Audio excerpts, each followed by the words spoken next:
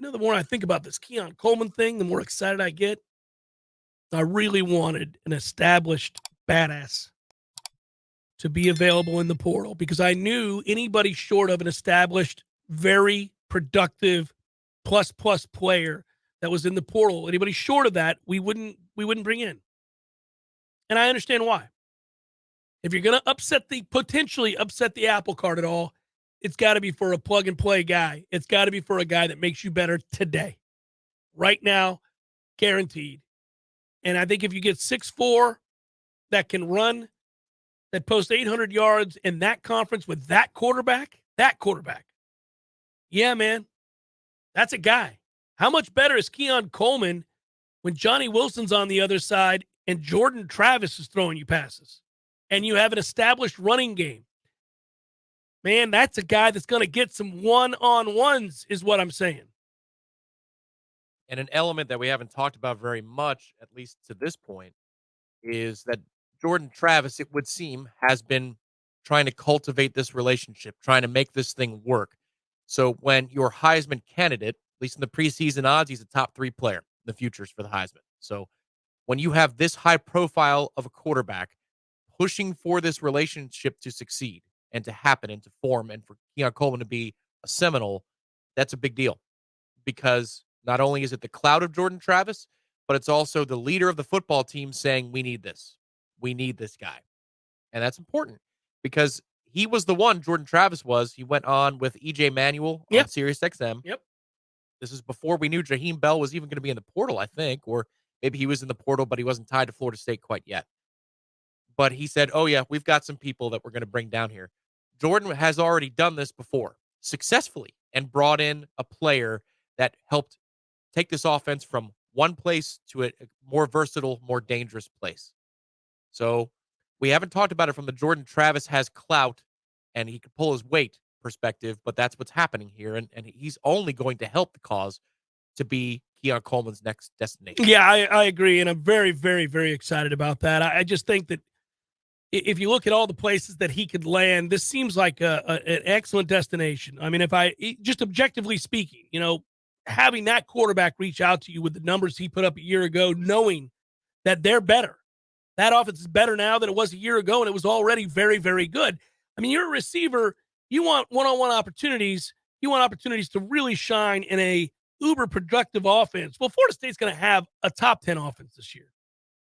And just start there. They're going, and now add him, and you might really feel confident it's a top 5 offense. You might feel confident it's a top 5 offense before you add him.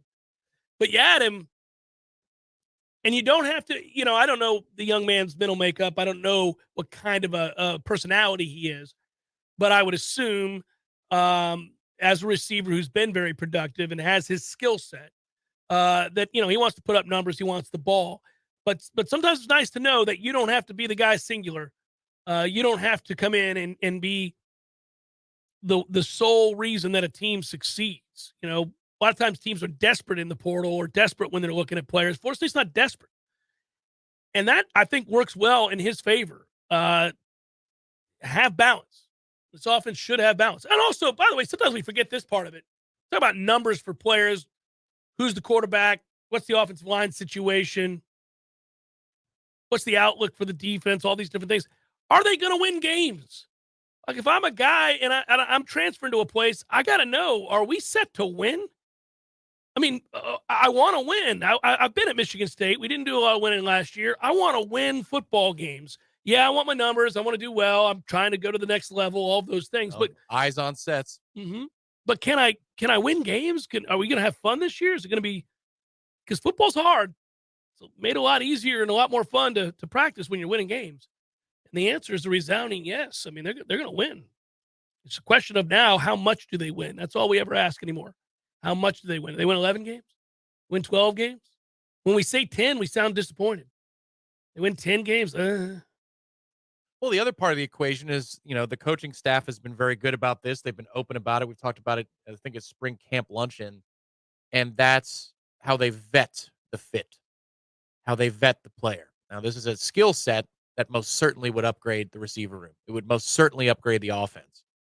But Mike Norvell, the coordinators, are very aggressive about trying to make sure and pushing these players to understand that you're coming here to be a part of a process. You're not coming here to get an easier ride than maybe some of your counterparts that aren't as talented as you are. They want to make Yeah. sure that you can fit the locker room and not implode it.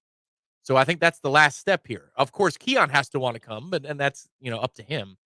But I don't think we're going to make an awful pitch here. I think we're making a very compelling pitch at Florida State in this time, in this offseason, with a group like the Battle's End. I think we're in a good position to land his services, but you got to have the okay from the head coach and the coordinator, too. This has to be a personality fit. Yeah, without question. And we now will find out whether or not that is answered with the affirmative. And if it, I think the other part of that, Tom, is if it isn't, if he's not a fit, if for some reason we're not interested. Clearly we are. He wouldn't be coming on a visit if we weren't interested, but maybe after the visit we're not. I don't know. If that's the case, at the very least you can fall back on, well, this is a proven process of vetting. They've been right a lot more than they've been wrong, and they've really been able to cultivate something pretty special in that locker room. So whatever parameters they're utilizing, and we know because we've talked to the coaches about this, they've been the right ones. If the guy didn't come, then maybe he just didn't need to be here. It's kind of the way you look at that.